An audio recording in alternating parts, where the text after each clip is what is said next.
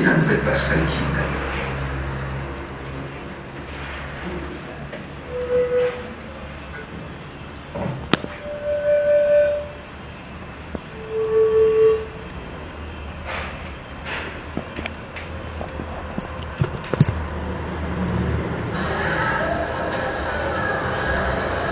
L'adjoint de culture de Wolfsburg, Wolfgang Kupart, le premier à lancer l'idée d'un centre des sciences, un lieu d'expérience pédagogique et ludique pour enfants et adultes. Il fera le tour du monde pour vérifier sa proposition en visitant le centre des sciences de Winterthur et l'exploratorium de San Francisco. Depuis le musée Guggenheim de Bilbao, on sait que l'architecture peut attirer les fous. Pour abriter ce terrain de jeu scientifique, Wolfsburg écarte les propositions prudentes de cabinet conseil et se lance dans une entreprise héroïque, un concours international d'architecture.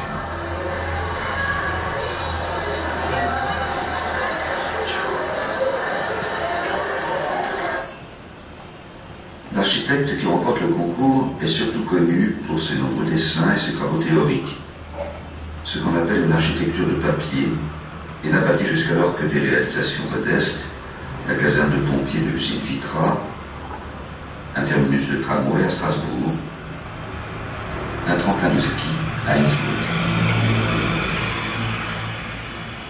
D'origine irakienne, c'est une femme, elle s'appelle Zaha Hadid.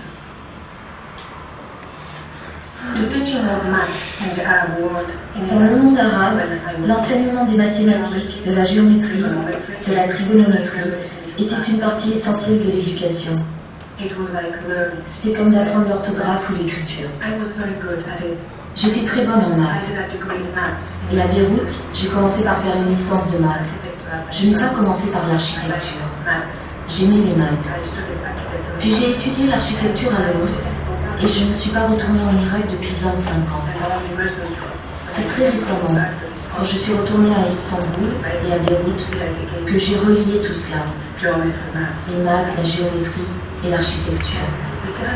Cela a commencé à faire sens.